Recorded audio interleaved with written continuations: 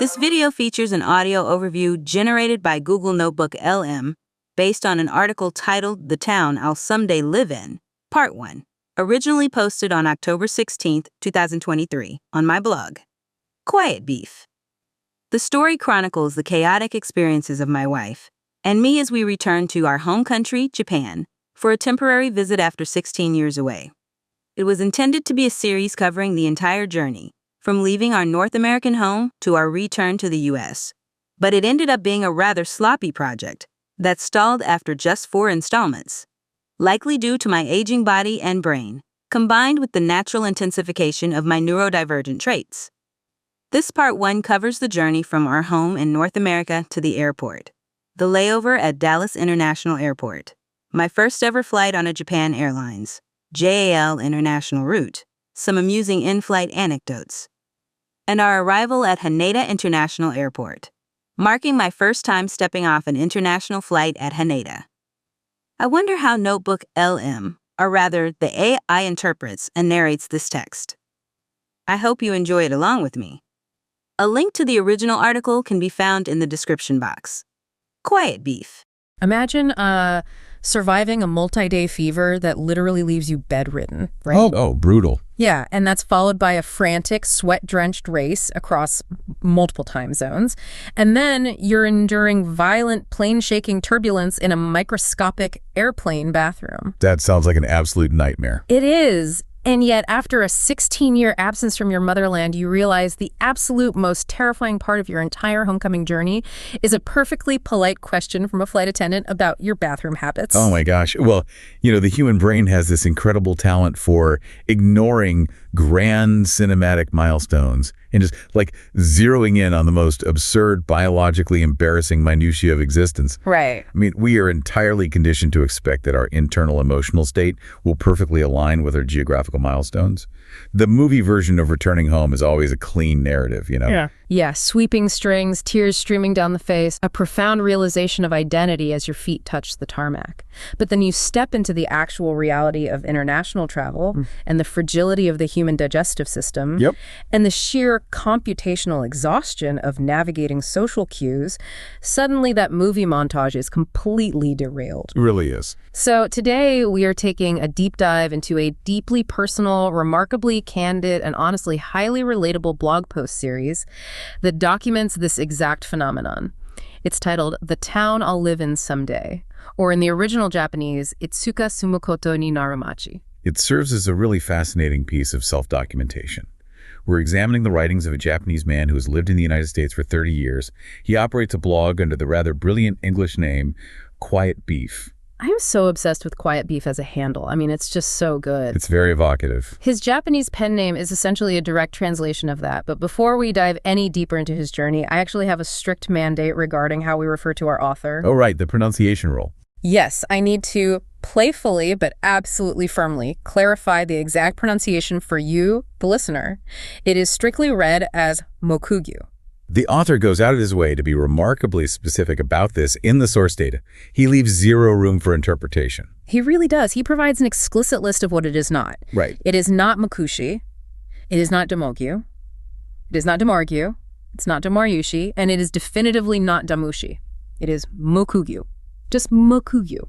That level of linguistic precision right out of the gate is a massive tell regarding the author's psychological baseline. How so? Well, there is an inherent desire for exactness, right? A compulsion for the administrative record to be flawless. And that ties directly into the meta context of this entire blog project. Yeah. Mokugyu is aiming for a very specific, historically grounded literary style. Right. What kind of historical style are we talking about here? Because when I read the text, it felt like a weird cross between a tax audit and a stand-up routine. Your assessment is incredibly accurate, actually. The foundational data notes that his blog is reminiscent of works like Jiro Kamasaka's Genroku Otatami Bukyo no Nikki. Okay, break that down for us. Sure. So to give you some context, that is a fictionalized diary of a low-ranking samurai bureaucrat in the Edo period. Specifically, the official in charge of tatami mats. Wow, okay. It's a genre that blends highly observational, almost painfully dry administrative daily logs with a very sharp, self-aware, and slightly cynical personal wit. A samurai bureaucrat documenting the mundane absurdities of his own life. I see that perfectly in Mukugyu's writing. Exactly. But here is the absolute tragedy of this specific series, The Town I'll Live in Someday. It currently sits at 4 published parts. He even utilizes the incredibly complex old-school kanji for the number 4, which is yon, or shi, for the 4th entry. And then the entire project just mysteriously stalls. Just total radio silence. Total silence. It's the perennial curse of the internet age, right? We have this beautifully observed serialization, and then the author just vanishes into the digital ether. But the truly agonizing detail from our source data is the status of Part 5. It isn't a blank page. No, it's not. Part 5 is exactly 72% finished. Sitting in his draft folder, just languishing there at 72%. I mean, I have to imagine that for a guy who mandates the exact phonetic pronunciation of his pen name, having an incomplete document hovering at 72% must be a unique kind of psychological torture. Oh, absolutely. Why did he stop? Well, the reason provided in the premise data is universally relatable. Mukugyu explicitly states that he strongly wants to resume writing. The desire's definitely there. Right. However, he is currently paralyzed by a devastating combination of 2 factors, what he terms daily trivialities, and a weakening of motivation due to aging. Weakening of motivation due to aging. I mean, that is the most honest diagnosis of middle-aged creative friction I have ever heard. It really is. He describes his current existence as a perpetual state of nandakana. It is a wonderfully evocative Japanese phrase. How does that translate? It essentially translates to, oh well, or what can you do? Or it's like the heavy sigh of a person entirely overwhelmed by the mundane friction of simply maintaining a life. The structural friction of existing, like you have this grand creative vision, but then the dishwasher breaks. Exactly. Your lower back aches a bit more than it did a decade ago. You have to answer 50 emails, and suddenly your 72% finished masterpiece remains permanently drafted. Yeah, life just gets in the way. It does. But while the grand series is stalled near Part 5, to truly appreciate the architecture of Mukugyu's mind, we are going to dive exclusively into the provided text of Part 1, or Ichi. Because this is the foundational text. Exactly. Part 1 establishes the baseline. It details his chaotic departure from the U.S. and his subsequent arrival in Japan for the first time in 16 years. And the parameters of the journey are highly specific. The trip occurs between September 24th and October 4th, 2023. Right. And the core mission. He is returning to Japan to sort out his wife's family home following the passing of his father-in-law the previous year. So we are immediately dealing with an inherently heavy undertaking. We have grief, we have a 16-year geographical absence, and we have the logistical nightmare of international real estate inheritance. But, I'm going to push back on the expectation of heaviness here, because the tone he uses to describe the ultimate outcome of this trip is really jarring. Oh, totally. He and his wife decide that this inherited family home will eventually become their final resting place, their ultimate home when they repatriate to Japan, hence the title of the blog. But he doesn't frame this as a grand, destiny-fulfilling realization. Not at all. He describes the decision as an easy or cheap idea. The Japanese term is anchoku na idea. He says it just naturally flowed from the inheritance. Isn't that incredibly bleak? I mean, we were talking about the end of their lives. Calling it a cheap idea almost sounds dismissive of their own mortality. Do you think he is using humor to mask existential dread? Well, it is easy to view it as bleak through a Western, highly individualized lens, right, where we are taught to aggressively manifest our destinies. But in this context, it reflects a deep, almost comforting Japanese pragmatism. Furthermore, Japan is currently dealing with a massive demographic issue known as the Akiya problem. Which is the abandoned houses, right? Yes, millions of abandoned, inherited homes slowly decaying because the younger generations have moved to the cities or overseas. So the house is essentially a massive logistical burden. Precisely. Mukugyu and his wife are staring at this inherited structure, and they are staring at their eventual retirement. The decision doesn't require a spiritual epiphany. It is simply the path of least resistance. The contrast he highlights is brilliant. We assume monumental life decisions, like where we will spend our final decades, are made through intense philosophical debates. Mukugyu shows us that massive choices often arise simply because the real estate was already acquired and the paperwork was convenient. It's like water flowing down a mountain. It just finds the easiest groove in the dirt. It reminds me of how people actually choose their careers, honestly. It's a great comparison. We build these narratives retroactively about finding our passion, but frequently, you just took a job because the office was a 10-minute commute and they were hiring on the exact Tuesday you submitted a resume. The retroactive narrative is definitely a human specialty. But Kukyu refuses to indulge in it. He is completely self-aware about his administrative approach. Early in the text, he explicitly warns the reader. Yeah, he states he is treating this post as a memo for himself and notes, I might write in useless detail, "Muda ni shusai ni kaete shimau." The bureaucrat of his own life. Exactly. I am not here to write poetry about my mortality. I am going to tell you exactly what happened, step by exhausting step. Right. So the destination is set. The monumental life decision regarding a final resting place has been casually finalized. The stage is supposedly set for a triumphant, tearful return after 16 years. So how does the physical transit actually commence? Well, spoiler alert for you listening, it is an absolute, unmitigated disaster. Total disaster. It is a textbook demonstration of cascading system failure under stress. Let's examine the pre-departure timeline. The journey begins in purgatory. Mukugyu has a car service scheduled for the brutal hour of 3:30 a.m. on Sunday, September 24th. And we immediately encounter a catastrophic physiological variable. He notes that for 2.5 days directly preceding the trip, he was bedridden with a severe illness. He was completely out of commission. The timeline is so harrowing, he only manages to drag himself out of bed at 4 p.m. on Saturday. The car arrives at 3:30 a.m. He has exactly 11 and a half hours to execute a week's worth of preparation for a multi-week international trip, a trip he hasn't undertaken in a decade and a half. Calculate the cognitive load of that 11-hour window.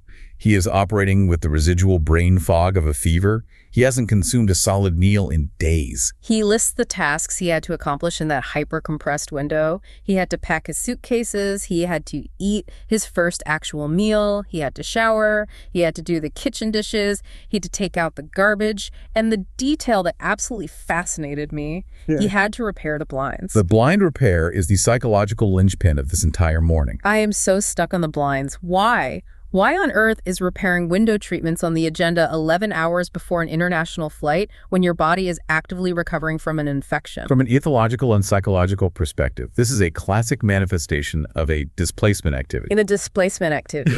Yeah, the concept was first popularized by researchers like Nicholas Tinbergen when studying animal behavior. When an animal is torn between two conflicting instincts, say the urge to fight and the urge to flee, its nervous system essentially overloads. Okay. And it will suddenly perform a completely irrelevant behavior, like preening its feathers or pecking at the ground. So the animal brain basically blue screens and just defaults to a random screensaver activity.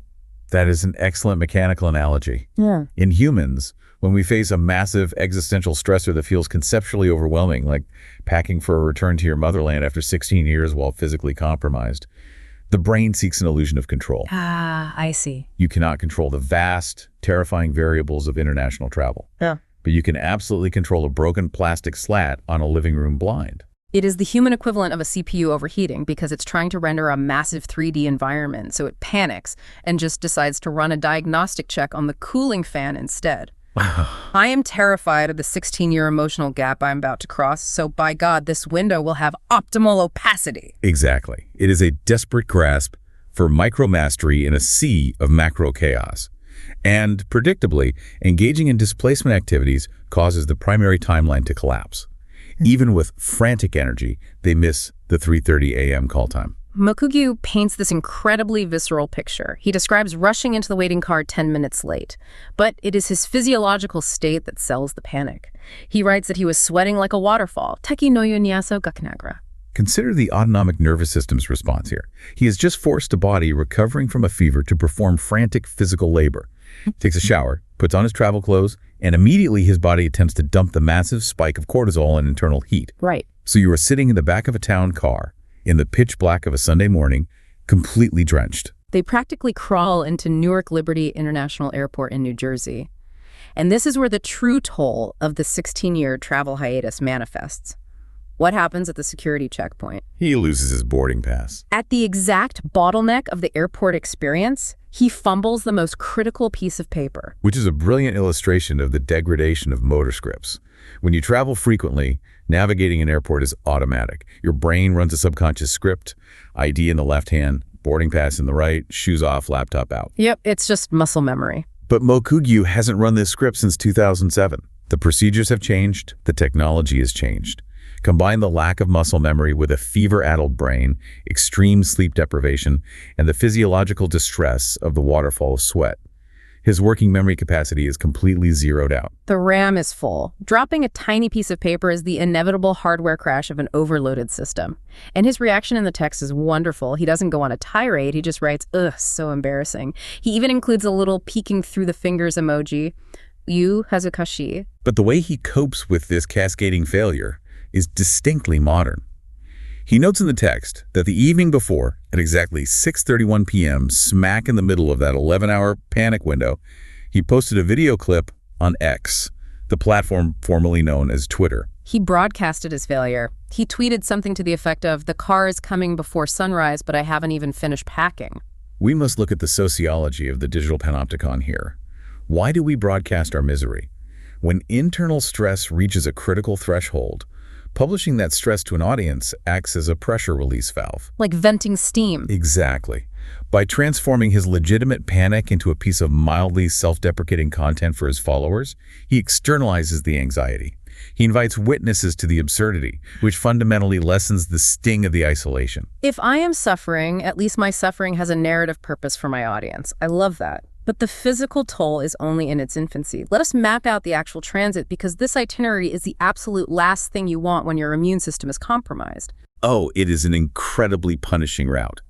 They are not flying direct. They fly out of Newark, New Jersey, endure a layover in Dallas, Texas, and then finally embark on the long haul to Haneda in Tokyo. Newark to Dallas to Tokyo. Geographically, that is a massive, exhausting zigzag across the continent before you even cross the ocean. It is a product of airline hub-and-spoke economics, and it is brutal on the human body. The first leg sets a grim tone. He notes the specific aircraft, a 747-400.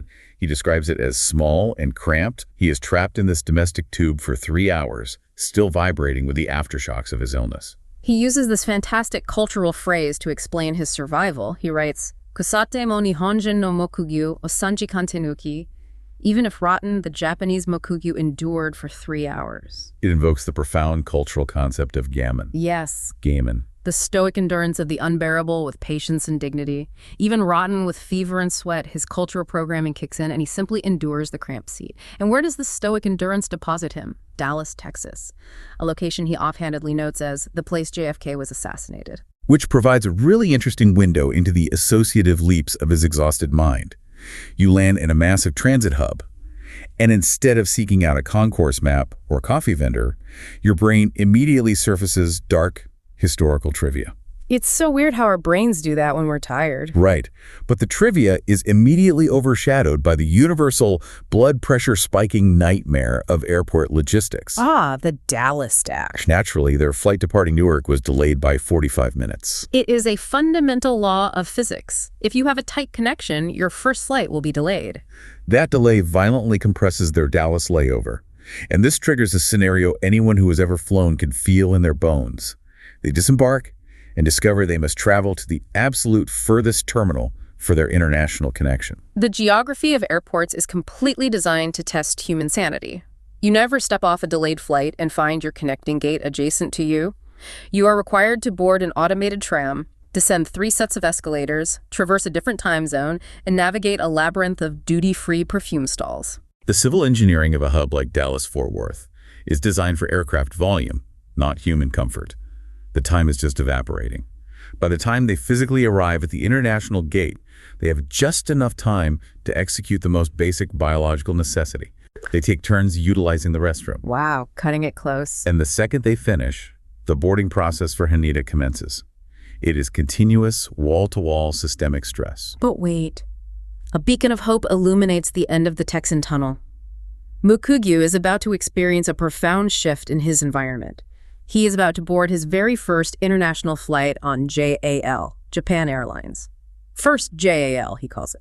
The contrast is jarring and immediate. They board a Boeing 777-300, which he specifically notes feels incredibly spacious compared to the cramped 747 they just escaped. But the true victory, the thing that makes you believe in a benevolent universe when you're flying economy, he secures the holy grail of commercial aviation. The empty middle seat. The middle seat in his 3-seat row is completely, miraculously empty. Imagine the physical and psychological relief. You have been feverish, you have been sweating, you have sprinted through Dallas, and suddenly you are granted a buffer zone. We are talking about spatial territoriality here. In the hyper-compressed environment of economy class, human beings become highly territorial. An empty middle seat isn't just extra room, it is an assertion of bodily autonomy. Right. It is the ultimate psychological exhale. You finally possess a micro-territory that is entirely yours. However, Mokugyu's attention very rapidly shifts from the luxury of spatial autonomy to the functionality of the airplane's facilities. Oh boy. I need to issue a warning to you, the listener. The story is about to pivot into territory that is graphic, deeply uncomfortable, but ultimately profoundly analytical regarding human cognition. The empty seat is wonderful, but Mokugyu is still battling the gastrointestinal remnants of his 2.5-day illness. This is where it gets real. Yeah, this reality leads to one of the most painfully hilarious, deeply scrutinized bathroom narratives I have ever encountered. It is a masterclass in juxtaposing visceral biological imperative with intense psychological analysis. Let us construct the scene. Mokugyu enters the JAL bathroom. He observes how pristine it is. He sits down, and as he vividly, and I mean with administrative exactness, describes, he partakes in a highly satisfying, loud, vulgar-sounding bowel movement. The fever is finally physically leaving his body. He has found a private sanctuary at 35,000 feet. But the sanctuary rapidly transforms into a hostile environment. Mid-cleanup. Right in the middle of the most vulnerable phase of the operation, massive turbulence strikes. We are not talking about a gentle rattle. The aircraft shakes violently, the intercom crackles, and the authoritative announcements blare, "Seatbelts on, toilets strictly prohibited." This is a textbook crisis point. If we analyze this through the framework of bounded rationality and decision-making under extreme pressure, Mokugyu is presented with a terrifying binary choice. The ultimate authority figure in this environment, the captain, is demanding immediate, unquestioning compliance. Return to your seat. But Mokugyu's immediate physical reality, the unfinished cleanup, renders compliance socially and personally catastrophic. It is an impossible dilemma. Do you obey the voice of authority, exit the bathroom, and waddle back to your seat in a state of horrific, unsanitary undress? Or do you defy federal aviation regulations, risk severe spinal injury by remaining unbuckled during violent turbulence, and finish the job? I look at this risk assessment and I honestly don't know what I would choose in the panic of a shaking metal tube. Mokugyu's internal calculus is incredibly lucid, though. He explicitly resolves that he absolutely, categorically cannot return to his seat with a messy behind. That is an immutable boundary. Okay, good for him. He makes a conscious, almost tactical commitment. He decides to remain calm, establish his physical balance in this tiny, violently shaking box, and finish the job swiftly and accurately. He writes it like a samurai steeling himself for a final solitary stand. Calm, balanced, swift, accurate. And miraculously, he succeeds. He executes the maneuver. But the climax of this narrative is not the physical act of balancing. The true climax occurs the exact millisecond he opens the bathroom door. The encounter. He emerges from the lavatory, performing a delicate physical balancing act against the erratic movements of the aircraft, and he finds himself standing directly in front of the jump seat. And strapped into that jump seat, bracing for the turbulence, is a beautiful flight attendant. She is an aviation professional. She is executing her training protocols. She observes a passenger emerging from a strictly prohibited area during a violent weather event. She makes eye contact, evaluates him, and asks the most standard protocol-driven safety question in existence. She asks, "Are you okay?"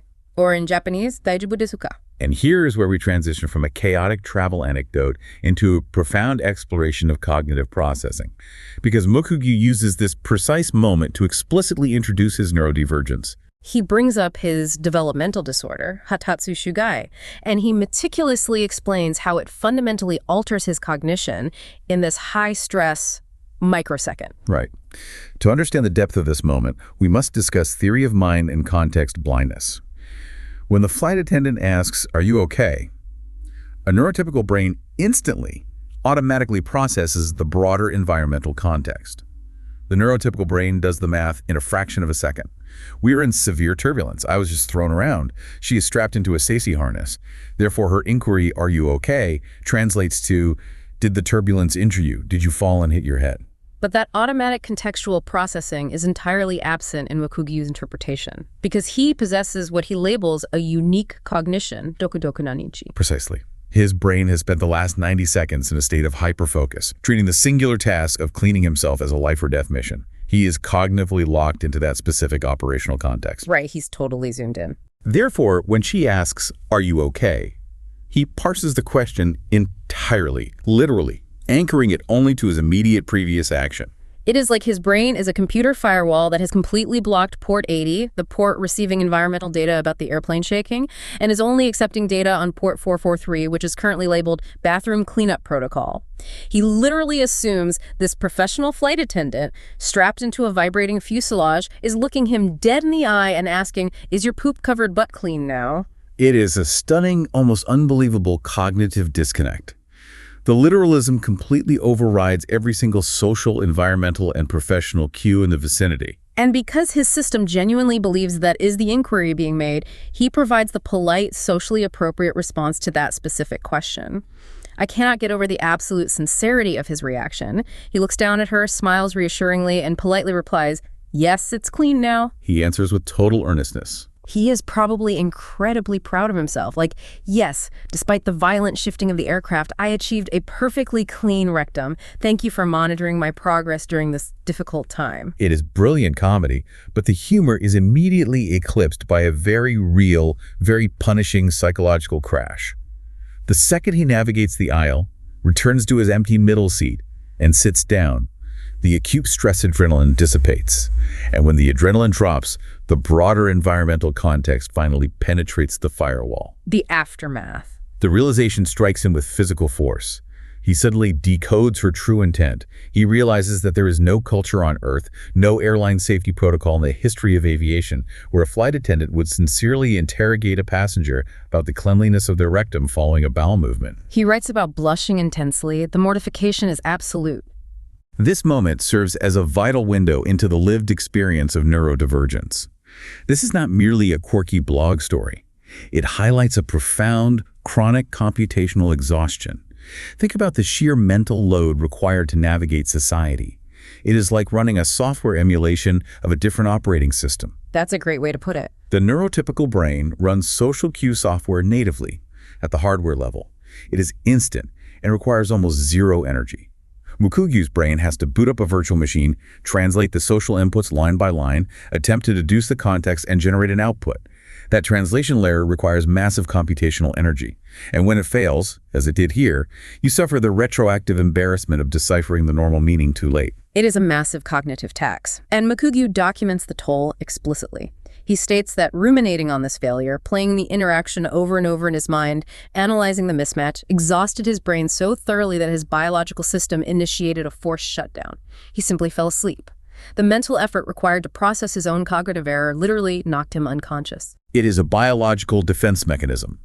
The brain reaches a thermal limit and declares, "We have endured enough embarrassment for this specific time zone. We are going offline." It is a poignant, vulnerable conclusion to a chaotic transit. So he sleeps off the profound embarrassment of the clean butt incident.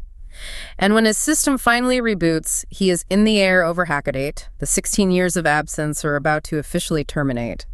But what does that return actually feel like? Do we finally get the movie montage? Let us examine the final leg of the journey, the anticlimax. He wakes up, and there's a very quiet, deeply human detail. He finds a small sausage bread and a biscuit resting on his tray table. His wife saved the mid-flight snack for him while he was unconscious from embarrassment and fever recovery. It is a beautiful moment of quiet domestic partnership asserting itself amidst the chaos of international travel. It really grounds the narrative. He takes his snack, heads back to that exact same pristine JAL bathroom, thankfully devoid of turbulence this time, freshens up, brushes his teeth, and prepares for the arrival sequence. We must establish the historical and geographical marker of this arrival. They are landing at Haneda Airport. Mukherjee specifically notes that this is the very first time he is landing at Haneda since it officially became an international airport. Oh, right. For decades, Narita Airport in Chiba handled the vast bulk of international flights, while Haneda was relegated to domestic travel. The structural, operational evolution of the airport perfectly mirrors the massive gap in his own timeline. It has been 16 long years since he stood on his motherland. 16 years. Entire generations are born and graduate high school in that time frame. It is a massive tectonic plate of a human life. So I ask you, the listener, put yourself in that seat. The landing gear deploys. The wheels screech against the tarmac of your home country after almost 2 decades. How do you expect to feel? You expect to weep. You expect to be overwhelmed by a tidal wave of identity and nostalgia. The societal expectation is overwhelming emotion. But Mukherjee subverts this entirely. He admits, with the same brutal administrative honesty that defines his writing, that he felt absolutely nothing. I have trouble buying that. 16 years. You don't just feel nothing. Is he completely detached? Is he suppressing it? He isn't suppressing it. His nervous system is simply bankrupt. We need to introduce the concept of allostatic load. This refers to the cumulative wear and tear on the body and brain resulting from chronic overactivity of the systems that respond to stress. Oh, well, that makes a lot of sense. Consider his allostatic load over the past 72 hours, the 2.5 days of fever, the frantic 11 hours of displacement activity packing, the massive cortisol spike and waterfall of sweat, the degradation of motor memory when losing the boarding pass, the grueling 747 flight, the Dallas dash, the turbulence, and finally, the massive computational drain of the social misunderstanding. His emotional reserves are completely mathematically zeroed out. He doesn't have the biological energy required to manufacture a cinematic feeling of deep emotion, or kenkai, as he calls it. Wait, so his emotional battery isn't just at 1%. The battery has been removed from the device entirely. He just wants to physically exist off the airplane. Exactly. And this is where the narrative executes a brilliant pivot from anticlimax to something truly transcendent. While the grand emotional movie moment failed to materialize, something far more primal, far more ancient occurs. The sensory anchor. Yes. The exact moment he steps off the aircraft and sets foot onto the enclosed boarding bridge, he doesn't experience a logical epiphany. He experiences a sensory hijacking. He is hit with physical force by the smell of Japan, Nihon no Nioi. I love his description of the smell so much. Let's enthusiastically deconstruct his wildly specific, almost chemical breakdown of this scent. Because he doesn't just write, "It smelled like home," he analyzes it like a master perfumer attempting to reverse engineer nostalgia. He is attempting to document the exact chemical composition of his motherland. He identifies a base note of tatami mat scent. Tatami, for those unfamiliar, are the traditional woven rush grass mats used for flooring in Japanese architecture. They possess a very distinct, earthy, grassy, slightly sweet, organic aroma. That is his foundation. But then he states that this organic base is interwoven with the common synthetic fragrance components found in standard Japanese laundry detergents and shampoos. It is the ambient collective scent of Japanese domesticity, the microscopic exhalation of millions of households cleaning their floors and washing their clothes, venting into the Tokyo air. But he pushes the analogy to its absolute absurd limit. He provides the ultimate hyper-specific comparison. He writes that it smells exactly like taking Mondamin, which is a ubiquitous, minty, slightly medicinal Japanese brand of mouthwash, mixing that liquid mouthwash with the smell of tatami mats, and then diluting that specific mixture 7 quadrillion times. 7 quadrillion times. Non-essential buy. If you take mouthwash and floor grass, put it in a beaker, and dilute it 7 quadrillion times, you have mathematically arrived at the scent of my soul. It is such an incredibly specific, bizarre formula. But if we examine the neurobiology of the olfactory system, his description is profoundly accurate to how human memory operates. Smell is completely unique among our 5 senses. When you see, hear, or touch something, that sensory data is routed through the thalamus, which acts as the brain's logical switchboard. The thalamus processes the data and decides what to do with it. Right. But smell bypasses the thalamus entirely. Olfactory receptors in the nose connect directly to the olfactory bulb, which has direct, unmitigated neural pathways to the amygdala, the brain's emotional processing center, and the hippocampus, the brain's memory center. So smell is like a VIP with an all-access pass at a nightclub. It doesn't have to wait in line at the thalamus and ask the bouncer for permission to enter the brain. It just kicks the side door open and walks directly into the VIP room of your memories. That is exactly how it functions. From an evolutionary biology standpoint, rapid scent identification was crucial for survival. smelling a predator or identifying a fire before you could see it. It triggers immediate unthinking responses. Mokugu's logical brain, his conscious emotional center, was completely bankrupt by allostatic load. He couldn't force his thalamus to care about being in Japan. But the hyper-specific, 7 quadrillion times diluted scent of mouthwash and tatami mats bypassed his exhausted logic completely. It hijacked his nervous system at the root level. And what's the result of that hijacking? He generates a soft realization. He writes that Fuwato Chikanshi Hajimeta. He softly, gently began to realize that he was finally home. It was not a thunderbolt. It was not soaring orchestral music. It was a slow, creeping biological warmth triggered by a microscopic, diluted scent particle interacting with his hippocampus on a jet bridge.